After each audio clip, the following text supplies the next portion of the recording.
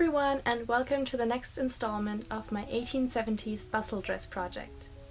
Today it's time to make the day wear bodice, so the elaborateness of my dress will be somewhere around an afternoon dress, a visiting dress, or a promenade dress. And the bodice for my 1870s dress will be based on this very basic bodice pattern from, I think, Harper's Bazaar, which is from the early first bustle era, which I found on Pinterest.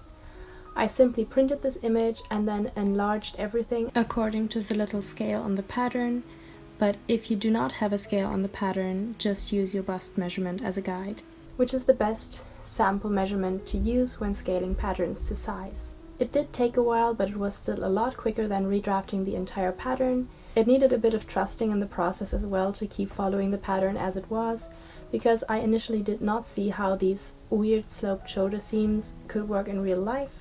But once I tried on the mock-up, I was blown away by the seam placement. I made a mock-up from scrap cotton fabric, which later ended up being my bodice lining. And after trying on to make sure that it would fit me, it was time to cut out the bodice from the magenta satin.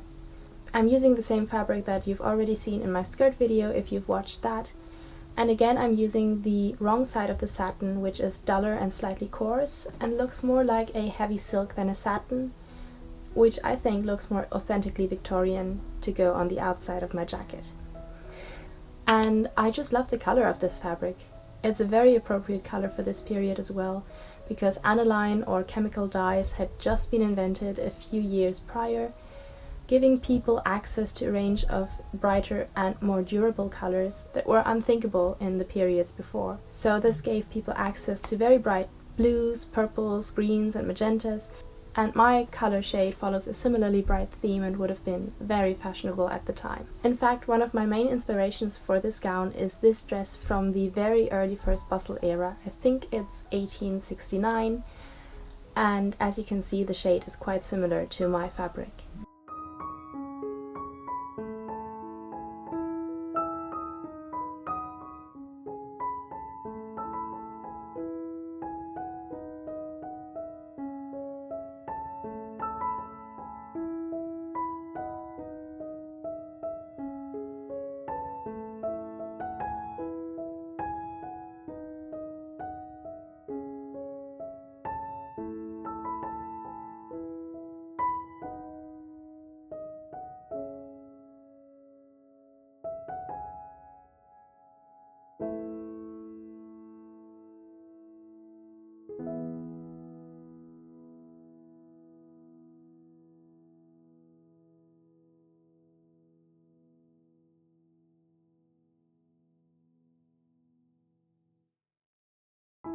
Everything is sewn together right sides facing.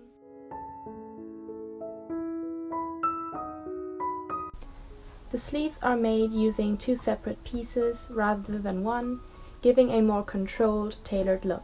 Then it was time to pin the lining to the jacket and to attach the sleeves.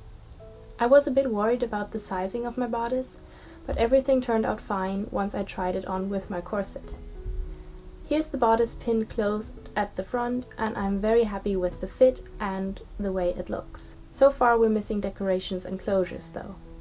After some more research on Pinterest, I decided on using more of the same fringe trim that I had been using for the skirt, to create a square illusion neckline, which is a nod to the 18th century fashions, which the 1870s draw so much inspiration from.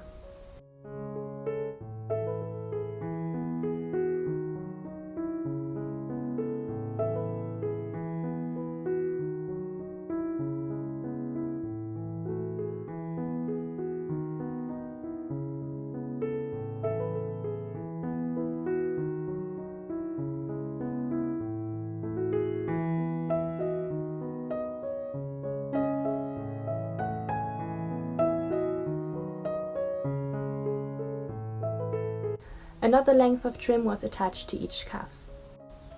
I got these buttons at a local thrift store ages ago with this project in mind, but they're just a tiny bit too bright for this shade of magenta, so a black permanent marker quickly helped fix the issue and enhance the effect of the protruding bits of the patterns in the buttons. The bodice pattern I was using does not have a basque back, so I decided to make a belt that can also be worn as an additional accessory with my evening dress, which will give the appearance of a basque bodice. Again, my main inspiration was drawn from this magenta dress from the early first Bustle period that my own dress is based on. I really like the way that the basque dress is kind of folded up onto the bustle, creating a zigzagged effect. I tried recreating something similar by using a semicircle with additional fabric attached to the side, and then trimming everything with more of the fringe trim. Plus adding a bow at the back for good measure, which kind of held the whole thing together and adds a nice little detail. Now here's a little horror story that happened after I had finished both the belt and the bodice. They were thrown onto my sewing machine under the table, and somehow the sewing machine oil bottle broke, and the entire belt and most of the jacket were completely soaked with sewing machine oil, and I do mean completely soaked, because that must have been at least half a bottle of oil that went into the fabric. Fortunately, a quick internet search revealed that you can get oil stains out with baking soda and dish soap, so I laid the garments in the bathtub before generously dusting them with baking soda and leaving them to sit for a while. And honestly, I don't know if that did much, but then I popped that whole thing into a bucket of warm water and dish soap and let that sit overnight. The reason you want to use dish soap is because that's specifically designed to handle grease, and then you can pop that whole thing into the washing machine and wash on a gentle cycle. To my delight, the oil stains disappeared completely, although a slight scent of sewing machine oil has remained so far. I thought I'd share this little horror story here, just in case something similar should ever happen to you, although I sincerely hope it doesn't, because that was really a scary situation.